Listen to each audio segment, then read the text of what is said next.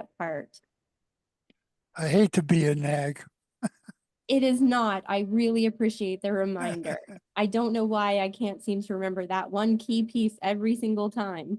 Well, I usually forget also, so we're even. Oh, well, thank you for your reminder tonight.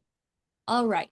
The Water Advocates' main activism areas are located on the traditional homelands of the Southern Tiwa, pueblos of Cochiti, Santo Domingo, San Felipe, Santa Ana, Sandia, and Isleta, the original peoples of New Mexico. Pueblo, Navajo, and Apache, since time immemorial, have deep connections to the land and have made significant contributions to the broader community statewide. We honor the land itself and those who remain stewards of this land throughout the generations, and also acknowledge our committed relationship to Indigenous peoples. We gratefully recognize that. So I have the pleasure of introducing Norm Gaume and Ladona Clayton tonight, who are going to give us a rundown of 2025 legislative priorities for water, and some background information about each of those priorities, as well as how we can all contribute in the legislative session into making sure that we get these bills and the funding happening that we needed to happen. So I will go ahead and turn it over to you. Well, thank you everybody for joining us tonight. We're going to get right into the presentation, so let me find my slides and share them. And move the Zoom controls out of the way so I can. I think you're on your last slide. There you go.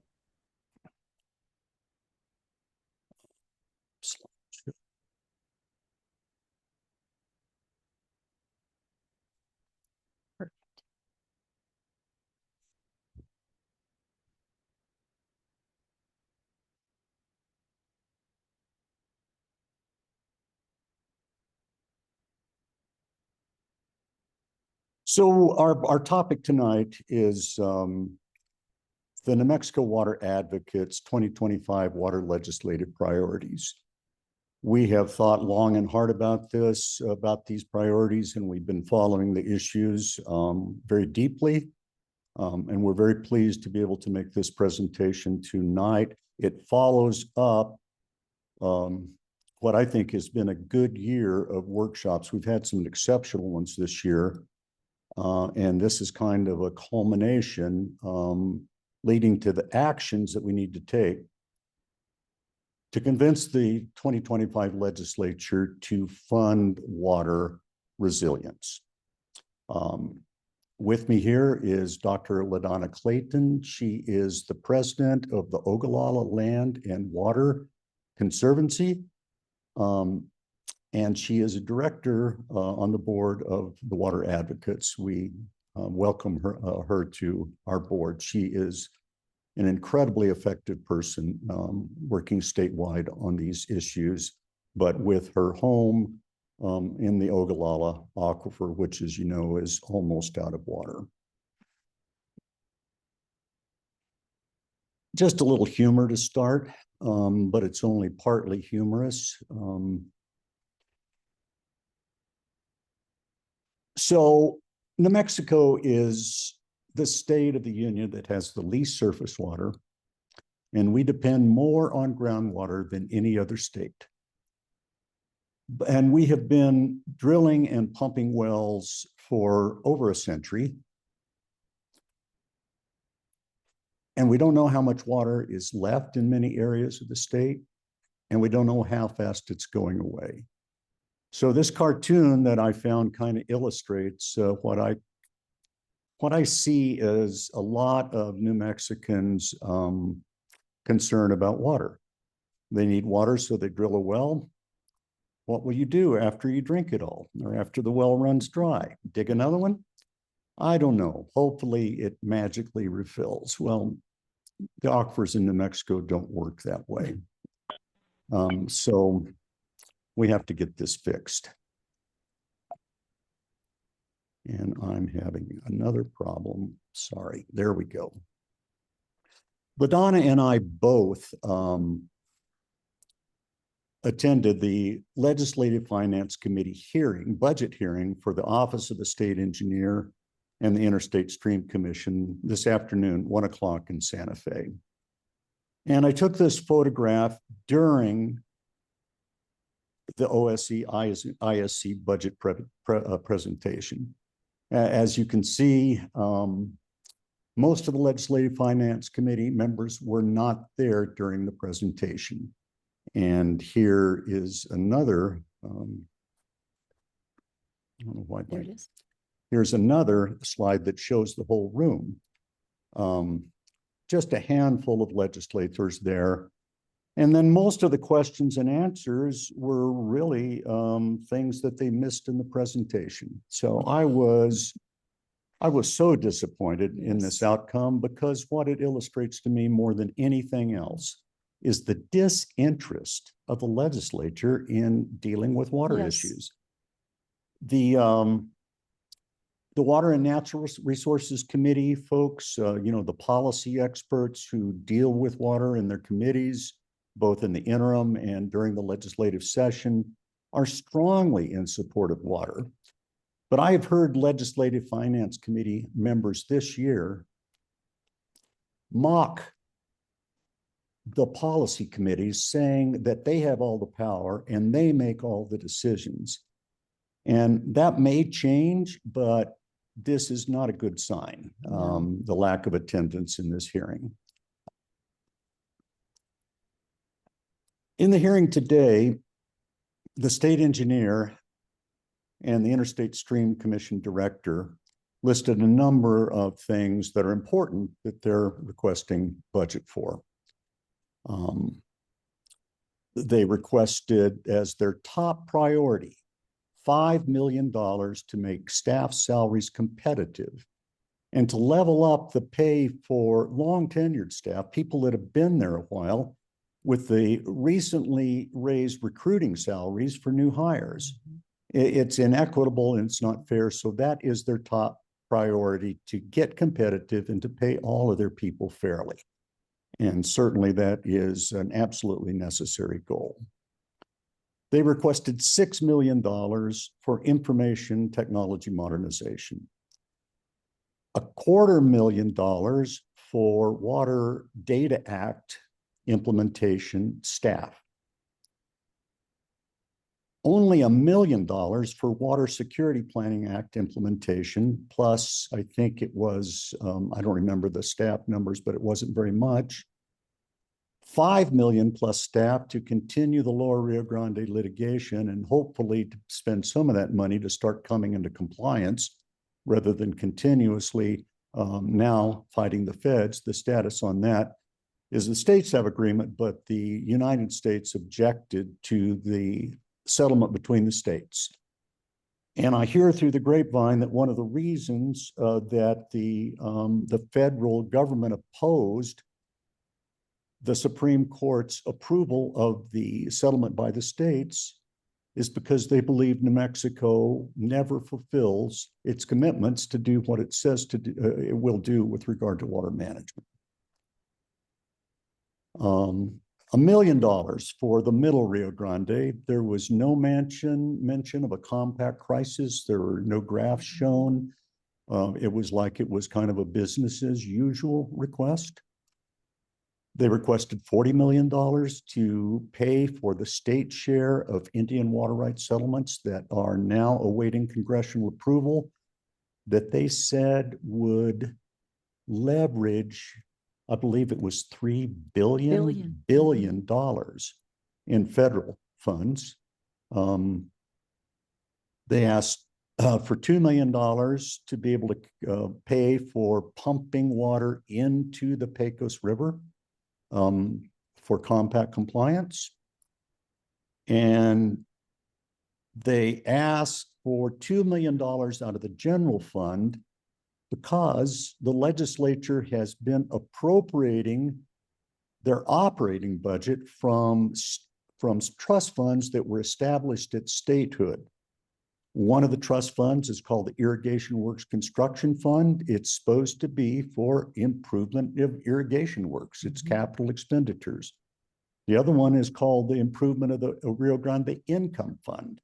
And instead of being used for what it was intended to keep the channel open and to make compact deliveries, limit depletions.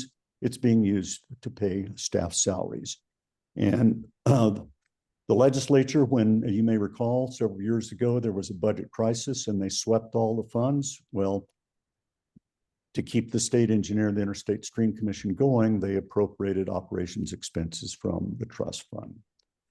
And now I want to get into the meat of our presentation. I took that little aside to just to talk about well, what happened today at 1 o'clock and how disappointing it was. So I'm going to summarize this slide by saying that our mission boils down to advocating for transformative change, because the status quo is ruinous to all of us. Without water security, there will be no other kinds of security, and we're using up our water faster. We're not faster. We're using up our water fast. Overuse is a huge problem.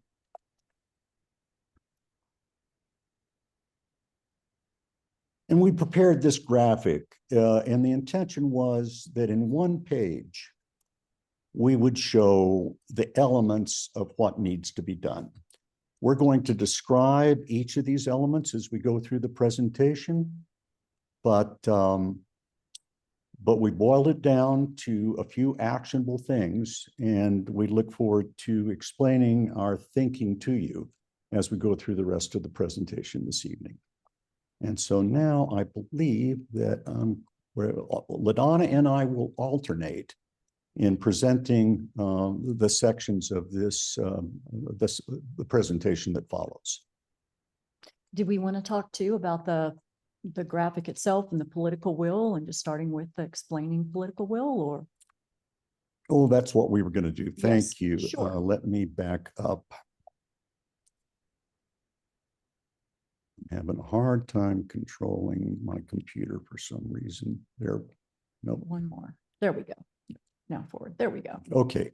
Okay, so this is a great, we should probably give Jillian some credit here, huh, Norm? We should. We should. Yes. Yes, Jillian just had a beautiful vision or concept that, she put in a graphic that's so clear and very easy to follow and understand, especially once you embrace each element. But I know Norm had a lot of input into that as well. And I just found the first time I looked at it, I found it to be enlightening because it speaks to every single important element of the water security roadmap. So beginning with the plain truth, which is good water governance, and that requires the political will. What is political will? That will be the legislators or elected officials. It will be at the state level. It will be your local elected officials. It will be agencies, state agencies working together, but it's also you. It takes the public. Each one of us is extremely important to get the political will to champion modern water management strategies. That's what we need to be able to do. So you notice that it moves from the top to the bottom to require the political will we just described to enable sound management and planning, which we're going to be talking about, based on science and data. So that's a trifecta there of really great importance. And, if you go across the top horizontally, you've got to have the plain truth, the good water governance, to finish first what we started. We're going to be talking about what did we start? What's still hanging out there that has not found the wherewithal to be moved forward because the political will's been missing. That needs to happen muy pronto.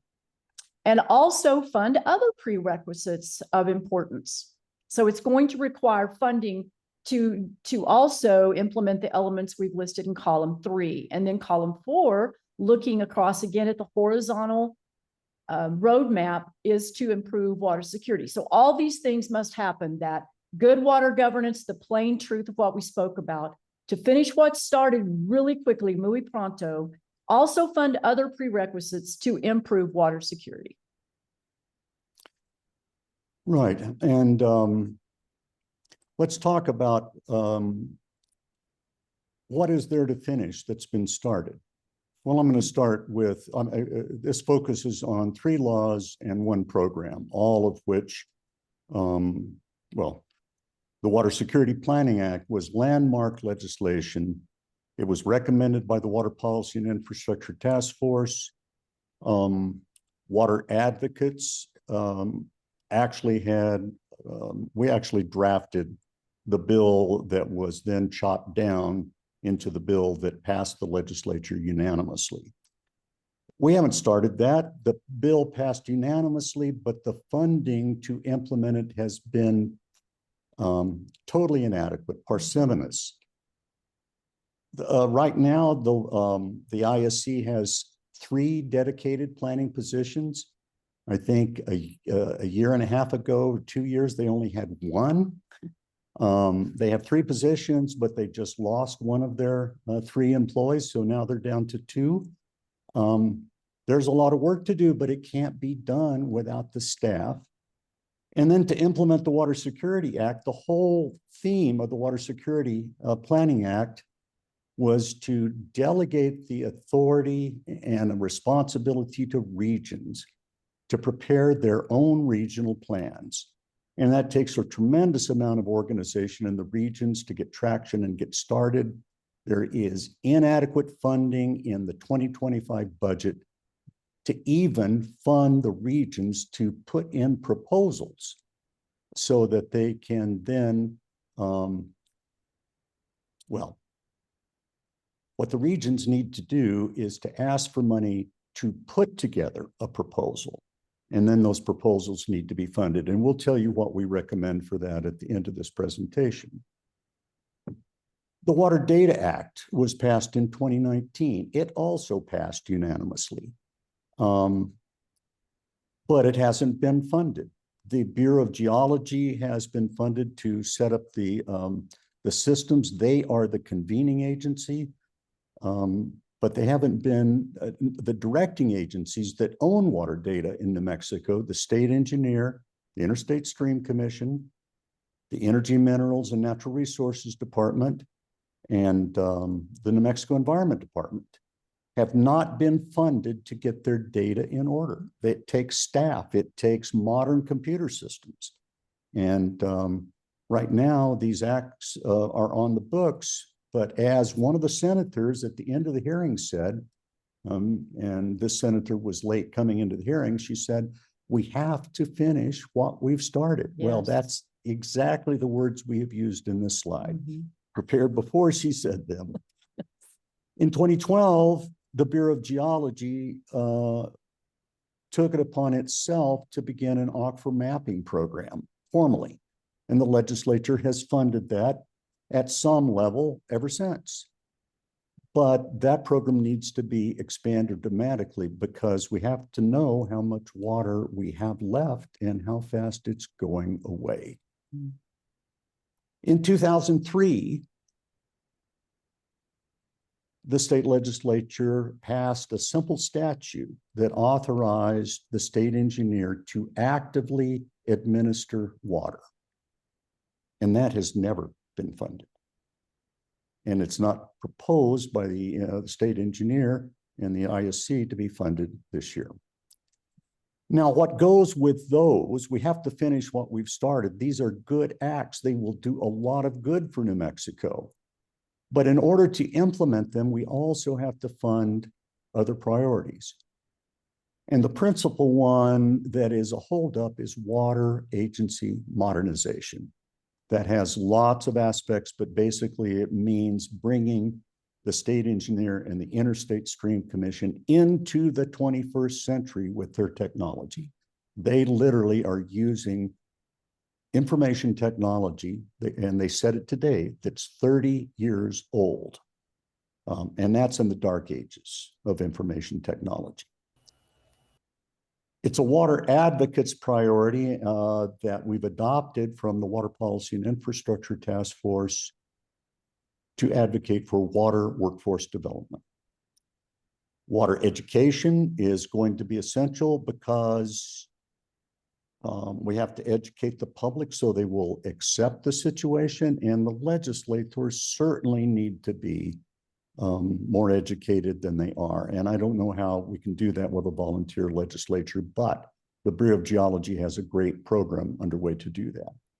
And last, solution of our water problems, facing our water problems so we can solve them, requires community engagement and involvement. And we'll have more to say about that. Now, the outcomes that are listed in the rightmost column are the ones that people want. Yes. We want aquifer resilience. We must have Rio Grande Compact compliance. We need to have greater water awareness. And we need to take steps now to avoid crises like running out of water without notice, and to be prepared for the crises that we can't anticipate with advanced preparation.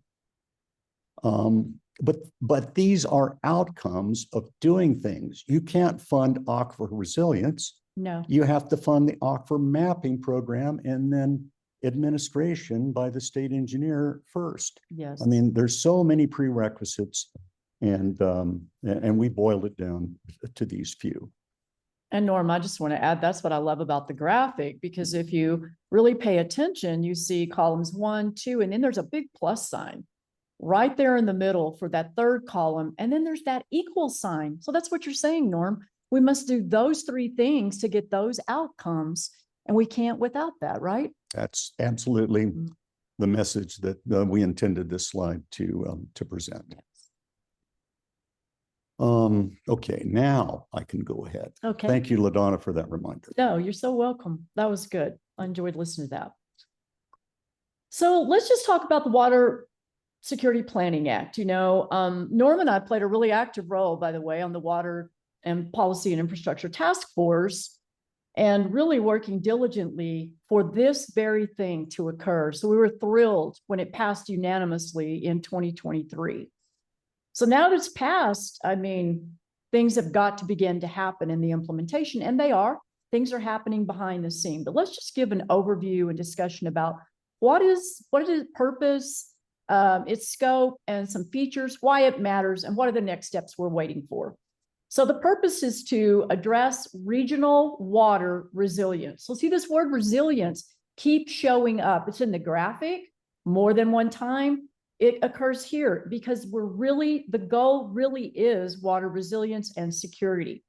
So we've got to address those challenges through data-driven, scientifically informed planning. That's what we've said all along. And truly, I think since I started on this journey, I continually hear these words: data-driven, scientifically informed planning. What's the scope? We've got to establish a statewide framework for regional water security plans tailored to each region's hydrologic reality. That is so important. What my hydrologic reality looks like in my side of the state doesn't look like it does in Albuquerque or Santa Fe or down in Las Cruces. So we all have these different regions and communities, a different hydrologic reality. But this Water Security Planning Act gets to the heart of us individually, where we live and breathe every day. Key features of the Act: requires state water agencies to provide, very important word, robust water data and hydrological models, hydrologic models. It empowers regions. Now that's us. It empowers us to identify, vet, and prioritize programs, projects, and policies for our water resilience. That's what I think Norm and I especially love about it. It's bottom up. It's the regions informing the state what we need to do, right, Norm? Absolutely. Yes. So why does that matter? Well, let me say first, it encourages collaborative, community-driven planning. And I know the power of collaborative, community-driven planning, because where I live and breathe every day, we created a plan. We created very specific plans. We did it collaboratively. We invited all voices to the table to create those plans for our water use in Clovis, New Mexico. So it takes conservation happening from that and infrastructure investments. And why does it matter? It provides a proactive approach and this is what we're talking about tonight, we've got to mitigate drought and climate change impacts. That's that preparedness. That's that crisis or crises avoidance. It builds a foundation for long-term water security, which is something we all want. We want to know we have a long-term water security, not just for ourselves, but for our children and our children's children. And sustainable resource management. That sustainable word is so key because it has to be something that we can count on and it lasts. So as we implement, certain strategies and actions, we want to know that we're choosing wisely for areas that could be sustainable over time. It strengthens regional decision-making. You begin to realize you're empowered to make regional decisions to address unique challenges across the state so that each region has that voice that makes those decisions based again on scientific data and research.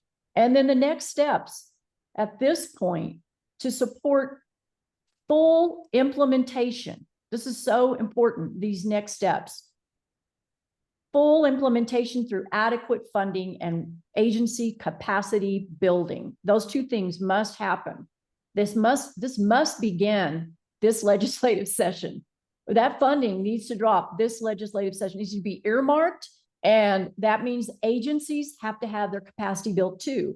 So Norm covered some of those, from the OSC, ISC today during the meeting that we attended, was definitely about capacity building. And definitely a lot of funding was put on the table. But in my opinion, and I don't think I'm alone in this, we better fund the water security, the regional planning of all these regions, because to me, that's the foundation to get us moving, Norm. I think this is the key law Yes. that has to be implemented, and it depends on so much else. It can't be implemented without the Water Data Act and many other things. No, exactly. They all work together. They're interwoven. We've got to engage stakeholders, including local governments, tribal communities, and water users. I'm a water user. Everybody on this, Zoom meeting tonight is a water user. So that's all of us. And then we've got to monitor the progress, adjust plans as needed for dynamic water management. Boy, I can't emphasize that enough. If we don't monitor progress and adjust as needed, then we're really not getting the accountability in place that we need. Right. And, planning is a process. Planning produces a plan. Yes. But almost as soon as it's produced, they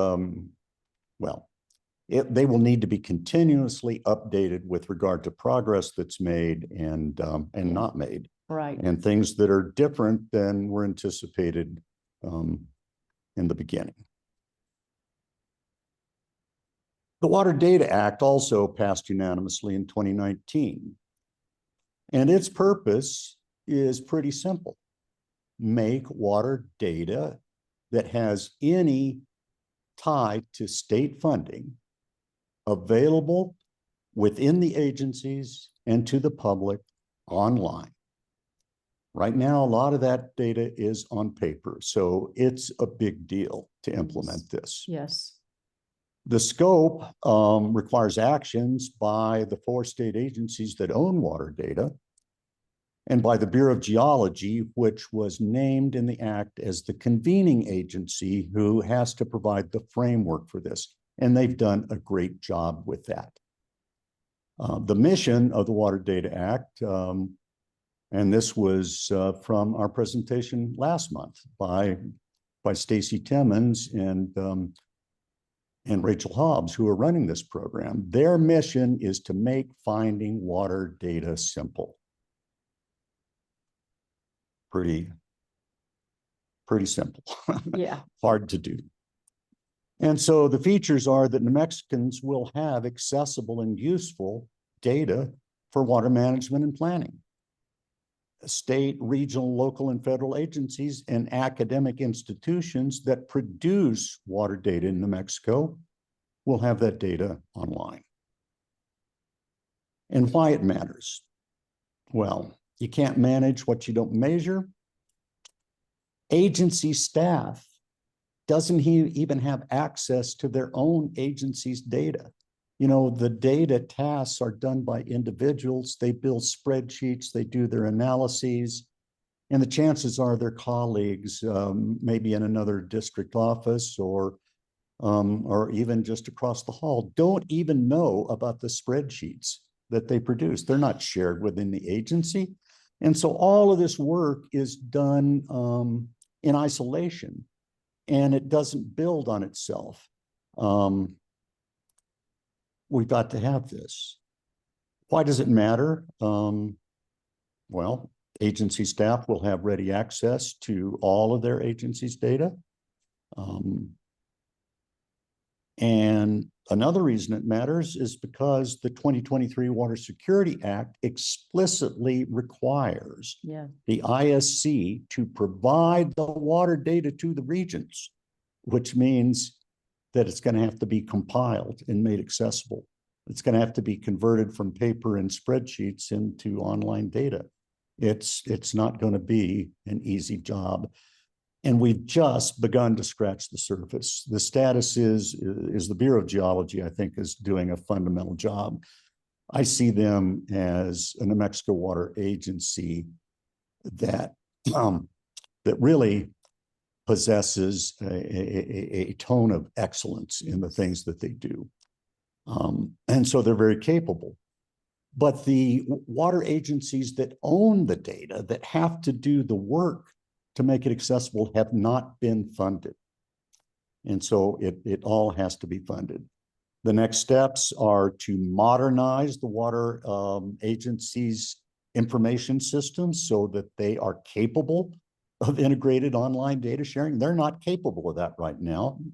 And I've got to get something out of the way here. The next steps are to provide New Mexico state water agencies with the capacity to get their own water data in order and online. And so next, we're going to talk about the Aquifer Mapping Program, which I am a huge advocate for Aquifer Mapping Program. And again, it goes back to what Norm said about New Mexico Tech with Stacy and Jeff Rawling, and working with New Mexico Bureau of Geology and Mineral Resources. They are exceptional. This group is exceptional in what they do, what data they gather for us. It's informative. It really is that basis of scientific data that we talked about with analysis provided so that we can make informed decisions.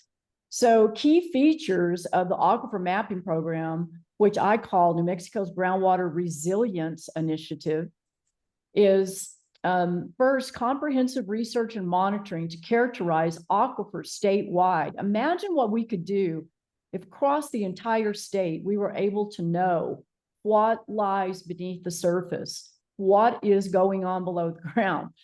And that has been so important for Clovis, New Mexico. We've been engaged in aquifer mapping since 2016. And I can tell you the information we receive is driving our decisions continually and continuing to inform our practice and to help our neighbors as well, because we started with 3 counties being engaged. Focus on fresh and brackish groundwater resources. So it doesn't just do fresh, it considers brackish as well. Drilling dedicated monitoring wells. This is such a key piece for accurate data collection. So even in Clovis in December, we're about to undergo a second monitoring of our wells to see where we stand, with very specific wells selected, set up as a basis from the beginning. Evaluating groundwater availability and longevity under current usage rates, and providing actionable data for decision-making on aquifer usage and recharge. So why does that matter? Support sustainable groundwater management. We have to be able to do that. Groundwater is a key water source in the state of New Mexico. It is vital for a water-reliant state. It informs water policy and planning to address long-term water security. So that policy and planning we've been talking about, we've got the Water Data Act, we've got the Water Policy and Security Planning Act itself. So all these things are working together and now the aquifer mapping program to address long-term water security. Critical for regions relying heavily on groundwater. Now in eastern New Mexico, we have this exact problem. We have no surface water. So surface water scarcity is a reality for us. That's our hydrologic reality, like we've been talking about. We must rely on groundwater. We must know that groundwater. How long will it last us? What is the projection based on the aquifer mapping done? Where does it reside? Where are the richest sources? All of these things can be provided through the aquifer mapping program. It gives predictive modeling and forecasting so that you can identify and address challenges. You can even evaluate your policy effectiveness based on what you learn from your aquifer mapping program. Next steps is really fundamentally to secure funding to expand monitoring well network across New Mexico. I don't know about you, Norm, but I can't emphasize the importance of that enough. We have to know what we have. It's absolutely necessary. It's long overdue. Yes. A state that relies more on groundwater than any other state in the US that Yes. doesn't know how much groundwater it has left and how fast it's being used up is neglecting one of its core missions. Yes, and that's why I love this last bullet too, Norm, because it says accelerate timelines for mapping critical aquifers. I think that's very important. Right, and I want to add to Ladona's information with just a very short story. The Bureau of Geology decided to do aquifer mapping in eastern New Mexico in the Ogallala region because clearly that's a critical region. Yes. And they brought their results forward publicly. Curry County and the city of Clovis paid attention. And they had the political will. They built a political will to act on this data. And they're doing it. They are an example of how, in this case, it's a county and a city, Yes. can do things on their own. They've made a tremendous difference. If you've been familiar, if you've heard Ladona's other presentations on this, but they had the political will. Portales, on the other hand, paid no attention, and they ran out of water 2 years ago. They ran short of water, and they're in pretty much a crisis now for the foreseeable future. Active water resources management means the administration of wet water, as opposed to where most of the state engineer office effort goes these days, which is to manage the water rights and groundwater pumping permits processes, the transfers and all of that. There's very little wet water administration done by the state engineer in New Mexico. Some, but not nearly enough, and none on our major rivers. So the legislation that was passed in 2003 literally says the legislature recognizes the adjudication process is slow, the need for water administration is urgent, compliance with interstate compacts is imperative, and the state engineer has the authority to administer water allocations. It says the state engineer shall adopt rules for priority administration to ensure that authority is exercised. The state engineer shall also adopt water banking rules based on appropriate models in those areas affected by priority administration. And what that means is priority administration is going to cut off junior users. That's the law, that's the Constitution in New Mexico. And if the junior users are cities or towns or industries or big employers, we have to find a way to move water to them legally. And the water bank is one way to do that. Why does this matter? Well, groundwater overuse is ruining aquifers. There are 400,000 acres of irrigation in New Mexico that's groundwater only from aquifers. And that's using up a tremendous amount of water.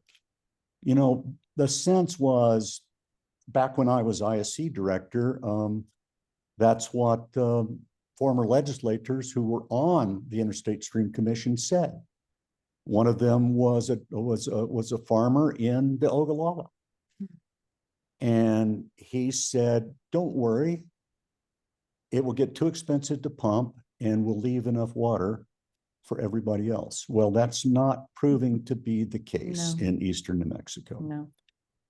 So overuse is ruining us, and excessive depletions of surface water and groundwater pumping next to rivers is a huge problem in the middle Rio Grande and the lower Rio Grande that depletes water that New Mexico is legally obligated to deliver downstream.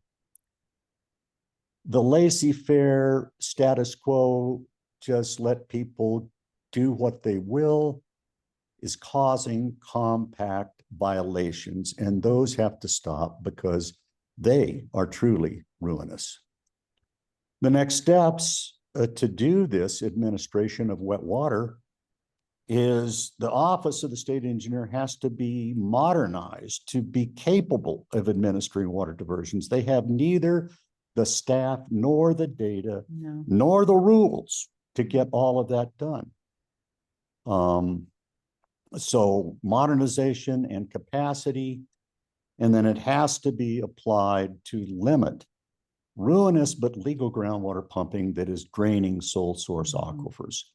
And by sole source aquifers, I'm talking about the groundwater only areas in New Mexico that have no surface water, but are still supporting growing a lot of hay, which is the predominant crop in New Mexico, using scarce groundwater. And so now we want to talk about the importance of water education. And, you know, this topic is coming up more frequently now because there's an understanding as we navigate different meetings at the state level, and I'm not even talking community level, but at the state level, there's still this surprise about the fact that we're running out of water, that we have to prepare ourselves for 25%, at least 25%, less water availability by the year 2070. That's a significant amount of water. That's 1/4, you know, putting it into a fractional perspective. So we have to get people educated on this. Right. And, you know, and that 25% number, I heard 25 to 35% just the other day. And what people don't realize is that our water supplies on the Rio Grande in our rivers are already way down. I mean, very substantially diminished in the last 2 decades from what we've experienced previously. Our water supply has gone down. The farmers along the rivers who divert water have not had enough, but the groundwater pumpers just keep on pumping. Yes. So this is going to be a heavy lift. Water education will be, but it empowers New Mexicans to address the water crisis. So the first thing I want to say to those who are in the audience tonight is do not shy away from the term water crisis. It is one. It absolutely is a water crisis. Does that mean that we should throw up our hands and there's nothing we can do? No, it does not. It means all the more why we need to be talking about things that we can do and how we go about this, and that there is indeed hope for great water management and sustainable practices. But first, we have to become educated. That's our responsibility. I know we are water advocates as a group, but you're a water advocate. Whether you're a member of the water advocates or not, we're really charging you and ourselves with being ongoing water advocates where we live and breathe every day. So let's build public awareness of New Mexico's water challenges and solutions, because we have some. We've been outlining those tonight, as well as the challenges.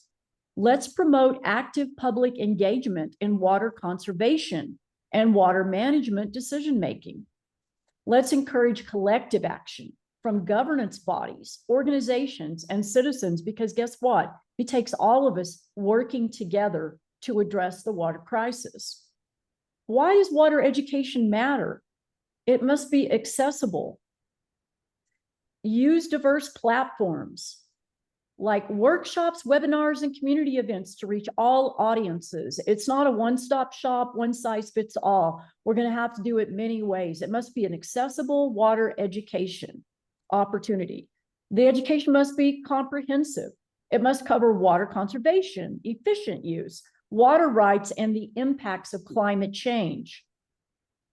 It must be engaging. We want people to be drawn in. We want them to be hungry for the information by the way it's being delivered. So therefore, it must include hands-on activities, simulations, and interactive discussions to make learning impactful. It must absolutely be inclusive. We must ensure programs are culturally appropriate and accessible to all, including those with language or disability barriers. And then it must empower action so that each individual is equipped to be active stewards of water in your homes, in your communities, and in your workplaces. You're a water user in all three of those settings. And what you do, the decisions you make every day, can be a difference maker for your community.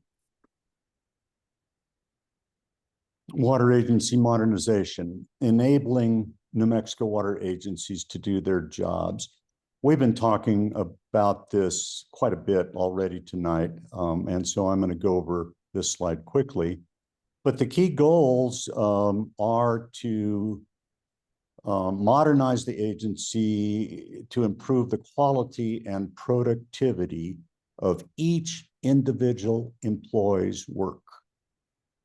The state of New Mexico government is the only institution I know of who deprives their employees of the resources they need to do their jobs. It's that simple. And you know, we've got to get rid of the dysfunctional legacy software and databases that they can barely keep running. I mean, the last time I looked into this in any detail, they were using really archaic systems. Wow. And in fact, they had one system that was running on MS-DOS, and I Oh can't my remember how goodness. long that has been. And the thing that the advantage that's available is if all of this data are modernized and online and automatically updated automatically. So when new data comes in, it gets added to the database, and the databases are up to date, and staff can do their jobs with their computers to get their hands on all of the agency's data and other agencies' water data so that they can do their work efficiently and productively. Modernization means productivity. And it matters for all the reasons that we have already discussed in this presentation. And then truly, and you know, we talked about education, water education, and its importance being about community engagement and awareness. So here we are again, really trying to drive this point home. Each person in each community must become engaged and aware if we're going to secure New Mexico's water future. In other words, everyone matters. Living with scarcity and increasing aridity, that is our reality.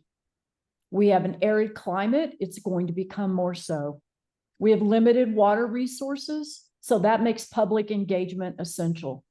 You live differently, you think differently if you face that hydrologic reality of an arid climate and limited water resources. There must be ongoing education campaigns so that regional water security planning fosters it's in itself, the way it's designed. If we do it well, it will foster engagement through statewide and regionally tailored educational efforts. Communities must be informed.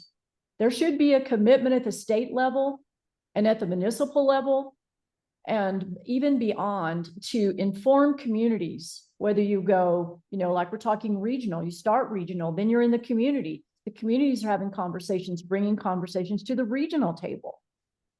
So we have to have clear, consistent information about water realities. And again, there it is, the Water Data Act. What are our water realities? What is aquifer mapping telling us? What do we know about our water realities? We have to search that out. We have to gather that data and then be able to use it to promote awareness and acceptance of necessary management strategies for that reality. Action-oriented engagement, very important. We've got to encourage stakeholders, communities, and the public to participate in evolving water management practices for long-term security. That's inviting everyone to the table with a compelling message about the importance of coming to the table and being a part of the solution, working together for the greater good of the community we live in each and every day. And then proactive understanding, strengthen water security by recognizing trends and impending challenges early. That's a bit of that crisis prevention and management, but I wanted to include that because that is really what aquifer mapping, when we looked at our data and results and Clovis did for us, it strengthened our water security because we recognize the trends that were happening below the surface of the earth with our groundwater and what impending challenge we were going to be facing as it continued to deplete at such a rapid rate. Water workforce development is also crucially important.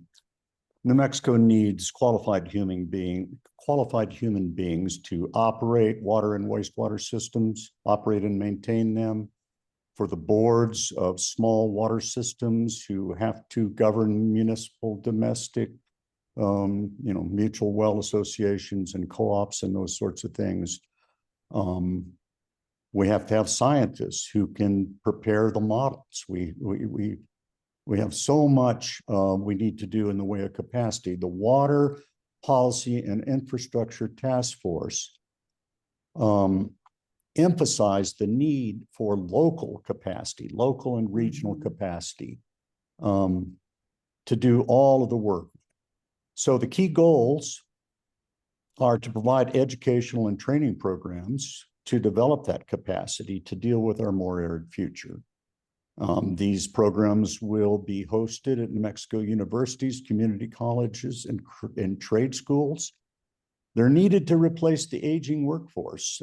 I hear these stories about these mutual domestic water associations that,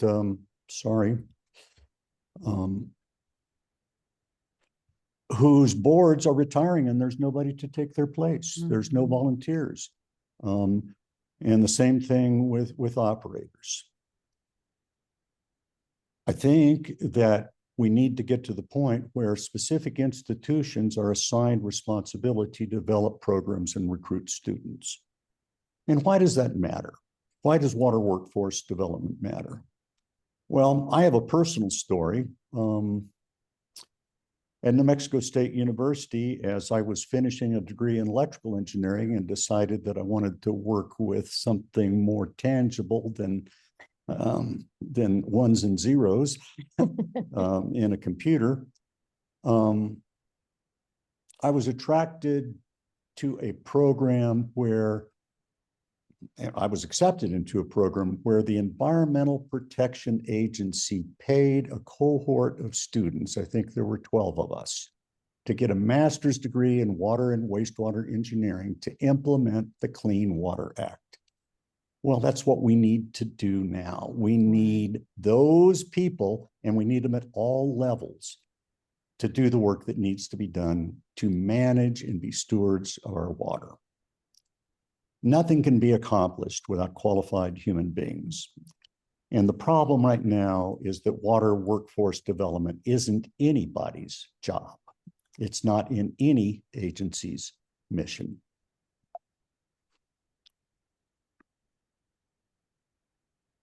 So I showed this list of a partial list of appropriation requests, and this is what I was able to copy from the slides, and was going on pretty quick today. But I went over those before, and I'm showing that again to contrast it with what the Water Advocates is advocating be appropriated. And the background of this is that the New Mexico Environment Department was allowed by the governor to submit over $400 million in special appropriations. It's almost $500 million. $250 million for that is for what the governor calls the strategic water supply, the reclamation of oil-produced water and the development and treatment of brackish water. And the goals that are in her plan are to create 100,000 acre-feet of new water by 2028 and another 50,000 acre-feet by 2035. I'm not going to get into the details of why that's impossible, but I guess my point here is that the governor allowed the New Mexico Environment Department to submit these massive special appropriations requests. Special appropriations are appropriations of one-time money to do a job.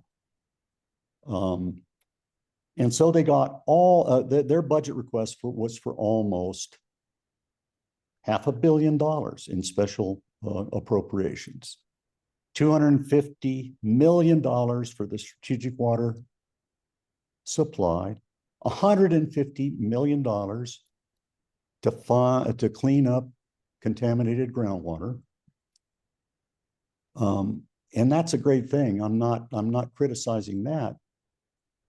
But some of the groundwater cases that they are listing as needing cleanup were ones that my colleagues and I identified in the 1990s when I was employed as the City of Albuquerque Water Resources Manager here in Albuquerque, sites that have been neglected for decades. They need to be cleaned up, but none of this is as urgent as the stewardship of the good water that we have. So we've taken a first cut at some of the special appropriations that we think need to be made. $60 million over 4 years to implement the Water Security Planning Act. Now, another piece of background on this is New Mexico has a lot of revenue right now coming in and a lot of excess spending. And I hear through the grapevine, not officially, that there is up to $300 million that could be available to the state engineer and the Interstate Stream Commission and the Bureau of Geology. I don't see the request to get there. Water Data Act implementation. This is a multi-agency need. We need $50 million over 4 years to fund the agencies that own the data to get it cleaned up and online. You know, it's not like we can dribble this out and wait forever. This is something we need to do now. Active water resources management has got to be a part of our future. One of the themes that the Legislative Finance Committee members emphasized today is how priority administration is the Constitution of New Mexico. And they even described it as the most elegant solution. Yes. Well, it's not. It's very painful. And active water resources management, if people don't come together and develop a shortage sharing plan, then priority administration is the alternative. It's the stick, the carrot, which also have been talked about in a workshop this year with State Engineer General Counsel Nat Chicories and Tanya Trujillo, the Deputy State Engineer. An agreement is superior to priority administration by the books any day, where the juniors just get cut off no matter what. Doesn't matter what your water use is. All that matters is when you first put water to beneficial use, the day to your water right. Now, the Bureau of Geology has an explicit request in for the aquifer mapping program, and we fully support that. That request is an additional 1.25 million for staff and 175 million to drill 100 dedicated aquifer research and monitoring wells in the key all across the state. It would characterize both good water aquifers and the brackish water aquifers that are thought to be beneath them. And then the last thing that needs, that's on our list for funding is the water education, community engagement piece that's so important to this because it's necessary for the to generate the political will that's going to be required to do what has to be done. And my personal vision is that could and should be funded through the Water Security Planning Act as an integral part of its implementation. So the request from the agencies, the agencies requested what the governor would allow them to request. The governor constrained them. She didn't constrain the New Mexico Environment Department. All agencies need to be funded if we're going to achieve stewardship and longevity of New Mexico's water resources.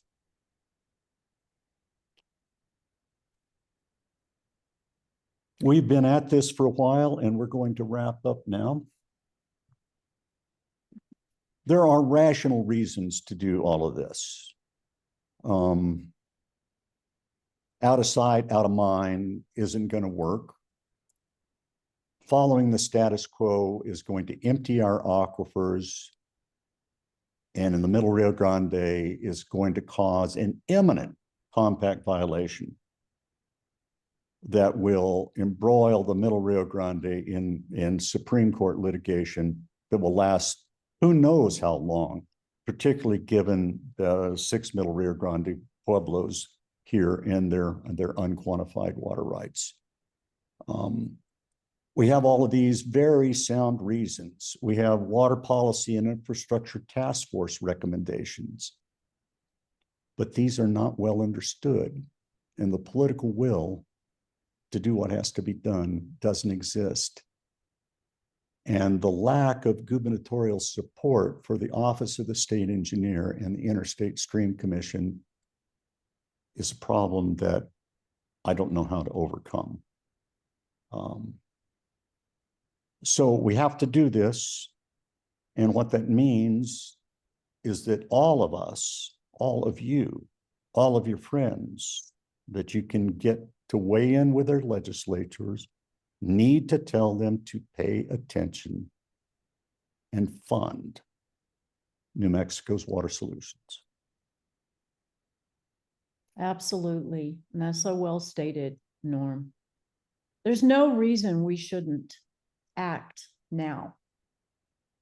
The funding is there. We, as a state, are seeing more money than we have seen in what any recent lifetime I can describe to you for myself personally. I have never seen these budgets come through like this with funding or revenue availability, but it has to be put in the right direction. We don't want to waste a single dime of funding availability that could help us in this water crisis. We've already outlined fully this evening, and we have such rich data today. Even though we don't have the Water Data Act fully implemented, there's a lot of data that we've been talking about, a lot of vehicles for water security, for water resilience. We have great minds. We are going to be bringing more staff on, more great minds, as there's recruitment happening and retention and efforts to make all of the things happen that need to come into place to move this train forward. I think I should probably say it's more like the Titanic, not as in the Titanic that sunk, but is the Titanic moving the thing swiftly to avoid an iceberg. It is hard to move something so gigantic, but we can do this work. And it has to be moved 1 inch at a time, 1 step at a time, but collectively together. And there are not even that many of us right now on this call, but let me tell you something. You are somebody. Every single person listening to my voice, listening to what Norm said, you can take action. You can advocate. You can support. You can talk to your neighbors. You can say, I'm already committing today to show up for regional water planning. Better yet, I'm going to be picking up the phone and talking to my legislators. Or maybe you see your legislators sometimes in your communities where you live and breathe every day. Reach out, talk to them, say, listen, I am letting you know water's very important. It is the priority right now for our community. Why? Do you love your community? Do you want to see your community continue to thrive and advance? I know I talked to my friends, my relatives in Portales, not that far from me in Clovis. And when they hit those stage 3 water emergency restrictions, it was, I know I heard some people say, am I going to have to sell my house and walk away for everything I've always had? Well, for what I've sown into, for what I love the people here. I love my neighbors. I love the heritage of my community. So guess what? That means you got to step up now. All of us, not just me talking to you. Ladona Clayton has to continue to step up. Our message has to be strong. We have to engage others. This is going to have to be a collective, strong effort. But we have the power in our voices. Don't think that multiple voices can't move a governor. If multiple voices make a ripple across the state, things do happen, things do move. And this is not pie in the sky. This is not impossible. This is very possible, but it has to start today. It should have started yesterday. And in some ways, there are some foundations that have been laid, but now we have to all pull together, not against each other, but all together to make the difference, to move water security and resilience forward in every way we possibly can. But the political will, in my opinion, primarily resides with you.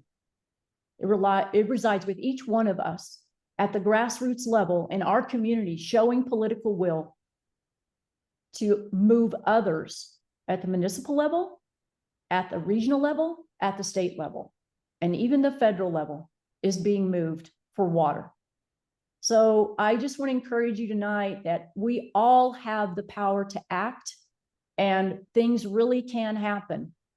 I know it's happened in my community because people came together and acted, and I'm not the only community like that. It's not just Clovis, it's other communities coming together. But it will take all of us to really enact and move forward with these important areas that we've discussed tonight. And I just want to say thank you for giving us the opportunity to review these priorities and to talk about their importance for the greater good and our water security for generations to come. Thank you. We'd like to entertain your questions now. We had some good questions in the chat. We had one early on. Do we have professional citizens that present to schools, communities, governments about the funding and money? And Brittany, I didn't understand that. I'm sorry. Do we have professionals or citizens that are able to present this information on water to communities and governments and about funding and getting funding for these topics? Do we have Professionals. Do we have professionals? Do we have knowledgeable people to reach out? We have a lot. We could use more. People can be trained. I mean, it's not that hard to understand the basics of water. It was on that one slide we showed. Yes. That put it together. There's the very simple, plain truths. There are the things that we need to do. We all need to advocate for that. Are there enough people to go out and broadcast the message? We could use a lot more. We could use all of you and anybody else that you can enlist to the cause. Thank you.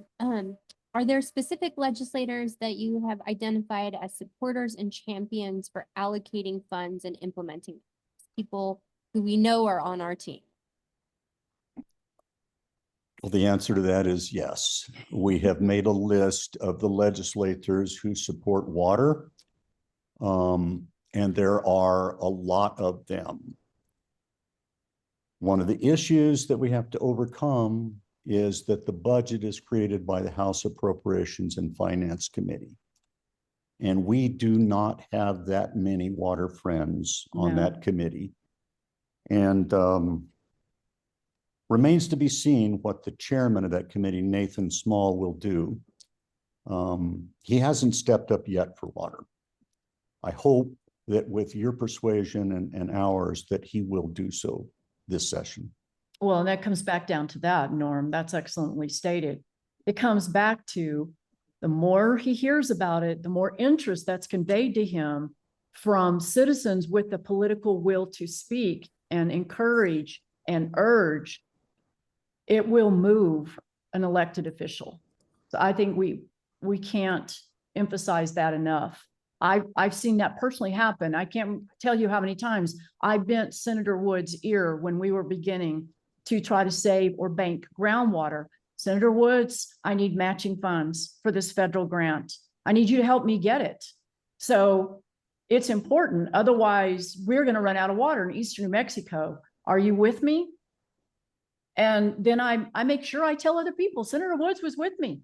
And when I get a chance, I compliment him in the presence of his colleagues on the legislature. And I say that in front of different committee meetings because I want to recognize that he did have the political will to step up and help when we asked him to. And that's what it takes. I think it really takes that conversation, that personal ongoing conversation. You don't know them, reach out and say, this is who I am.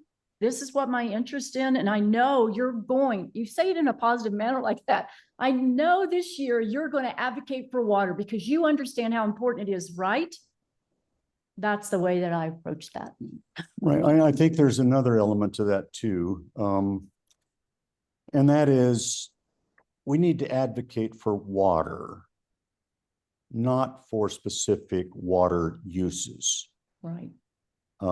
We have to advocate for stewardship of water as a focus, regardless of who we are. Right. The Water Advocates is a unique organization in that we do not champion any particular water use. Right. We champion doing what needs to be done to become more resilient in our arid state that is growing warmer with less water. Thank you. There was a follow-up to ask if we will be publishing a list of our champion legislators anywhere. I don't know about that specifically. We will have some really interesting follow-up newsletter stuff coming out later in November and in December. So I urge you to check your emails from Water Advocates to get a little bit more information on some of this, these topics and more specifically on our communications with legislatures themselves. Yeah, I don't think we will publish such a list. We would be bound to lead people off and offend others. So that's not a good move. If you want to talk to us about it, we'd be happy to talk to you about your legislators. That's a great comment. And we can help you find who your legislators are if you don't know who they are. And we will have many opportunities during the session for you to go and meet with your legislators and provide them with additional information. We had a good question about junior users and do they realize how vulnerable they are if they don't work now to support a collaborative sharing? How can we get them to raise their voices to support basic appropriations to deal with these problems before they get cut off? That's a complicated question, and it's it's an insightful one that I wish we had better answers for. From my perspective, most of the municipal and industrial use in New Mexico is junior. Yes. I know that the Albuquerque-Bernalillo County Water Utility Authority depends on junior rights. And there's going to be an adjudication. I think the answer is that, well, I don't know that I I'm just going to stop there before I wrap myself around the axle. I think I'll just add to what Norm said and say, should we include it as part of that public engagement and water education piece? Absolutely. Because I'm not certain that everyone understands this senior rights, junior rights concept. It's huge, and it will be those who have and those who don't have. And the senior right, correct me if I'm wrong, Norm, but those with senior rights will take the priority. Priority date is the only thing that matters. Right. When it comes to priority administration. Right. And I think that most of the junior users are asleep at the wheel, so to speak, because priority administration is our constitution and our law, but we have never acted that way. We avoid priority administration because of the adverse effects, but we have to make administration work, and there is a framework to do that now, where it is now legal for people to come to an agreement and implement that agreement in lieu of priority administration. That's the important thing. Mm-hmm. And we have to get people engaged. So yes, the junior users have the most to lose and the most to gain through shortage sharing agreements. Yes. Thank you. Susan, I believe you had your hand up. Do you want to unmute yourself and ask your question? Yeah, I'm wondering, Norm, about the Albuquerque region, and you're advocating for regional action. And do you know, is there, aside from your group, our group, Water Advocates, and possibly other organizations, whether there's any grassroots organization that's going on to? No, I don't believe I'm not aware of any grassroots organizations to try to get things going. I mean, what we have to get going is regional water planning. All the solutions are involved in regional water. Right. So how would we do that? Well, first we have to, how do we do that? We go to the legislature and we ask for money, respectfully demand funding to implement the great laws that we've already passed to finish what we've started muy pronto. Okay, so it's not a question. That really would be speaking for the whole state. Well, all the regions are in the same boat right now. None of the regions, none of the regions are funded because the program is not yet set up, even though the law passed 2 years ago. And why is it not set up? It's because the legislature didn't give the ISC the funding to set it up. So it's a top-down, the regional activation is a top-down kind of thing then? Well, the rules come from the state, and then the grassroots part comes in organizing to do the planning. And that's, there's a lot of questions and a lot of work there. But the first thing we have to get out of the ISC are the general rules about how this whole program is going to be run. The ISC director told the legislature today that the first draft of their rules will be available during the legislative session, which unfortunately is way late in the schedule that they wished that they were on. Yeah. What about Albuquerque and the region and the Albuquerque water? I don't know whatever you said your title had been when you were a water resource manager, or what is the political and organizational setup right now for Albuquerque and the Bernalillo County? Is it all the Albuquerque Bernalillo County Water Authority? Is that where it all? Yeah. All the water system. Basically, the legislature took the water system away from the city of Albuquerque and gave it to and created an authority to management. They took the water rights, they took the assets, they took the staff. And the authority is doing a great job supplying Albuquerque with water, but they don't recognize their impact on the compact and on everybody else. And I've heard water authority staff blame everything on the irrigators, and I've heard irrigators blame everything on the water authority. And that's why we need to sit down and kind of begin to talk. And the way to do that is, first we have to convene around the facts and the data. You know, there's an old saying that nobody is entitled to have their own data, but everybody's entitled to have their own opinion. Well, we need to come to an agreement on what the data says. And then, only then, can we start talking about what we're going to do about the scientifically defined, data-driven solutions. Yeah. Is there any way to put pressure on the Albuquerque Bernalillo County Water Utility to, I mean, are they asking for money for aquifer mapping and data management?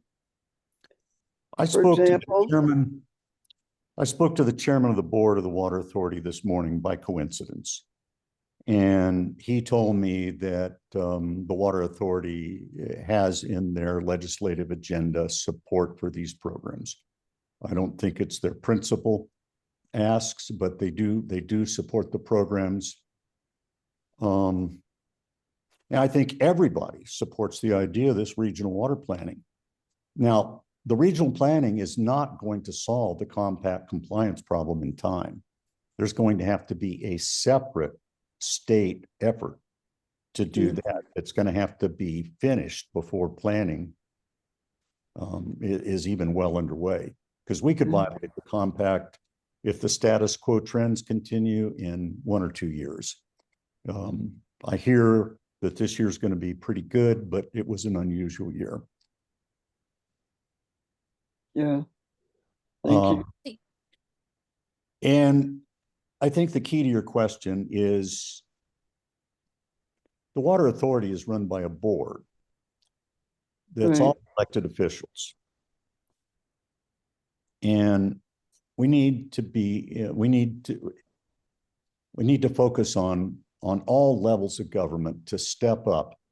I mean, Curry County and the city of Clovis did it. Ladona was an elected official on the city commission in Clovis when all of this came about. So she speaks from a wealth of experience.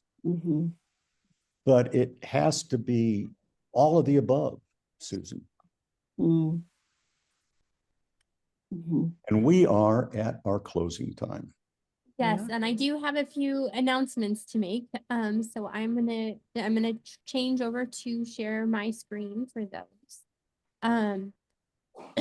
As always, we have a request to do your part as part of these presentations. And so we are asking you to reach out to your legislators, your senator and your representative, to ask them to fund the state agencies. Both the ISC and the OSC really need the money to get this work done. And their requests are very small in comparison to what they really need a more robust funding program for both of those agencies. We also have a fun one. We always take a break in December, and so we know that you're busy in this holiday season as well, and so we want to make sure you have one extra night free to yourself on that third Thursday in December. So please enjoy your time with your family and friends during this holiday season. But as always, we love if you can bring up water in your conversations.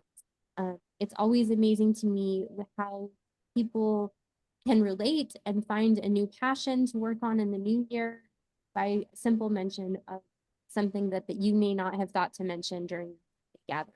So bring water to all of your conversations during this holiday, right? And then we would love to see you at the 2025 legislature to support the programs we presented this evening.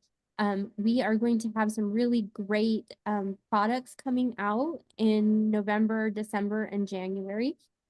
We have a legislative newsletter that is going to detail a lot of information and very informative. So please be sure that you are signed up for our email so that you don't miss any of that critical information. We are starting to plan our 2025 speaker series. We will continue to do this all through 2025. So just because we're taking a break in December does not mean we're stopping. It's just a momentary pause, and we will continue starting in January. So please look out for our January speaker series by email and on our website. And then we have a very big announcement that I'm not going to tell you what it is just yet, but know something big is coming and that we want you to be a part of it. And so look forward to a nice surprise coming in, late December or early January. We're also taking nominations for our board at the moment. If you're interested in being a board member for the Water Advocates, I placed the email address for our board on the chat. And if you would like to nominate yourself or someone else, please do so. We will be electing board members at our December board meeting. And we are looking specifically for a secretary for organization. So if that is something that you are good at, taking notes and being detail oriented, we would love to have you on our team. We are also looking for assistance with a newsletter coordinator, social media coordination.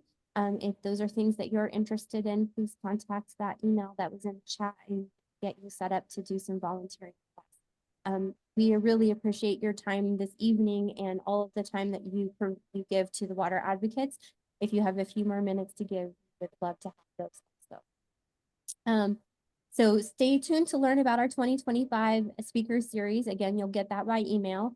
And then I just wanted to give a moment of thanks for our co-sponsors, Amigos Bravos, the League of Women Voters of New Mexico, 350 New Mexico, Interfaith Power, and New Mexico Wild. Without our co-sponsors, we could not do this program. So eternally grateful. And we hope to have you on our 2025 speakers series as co-sponsors as well. Thank you again. Again, if you'd like to volunteer, please email that email I put in the chat. And if you'd like to donate, there's also a donation button on our website.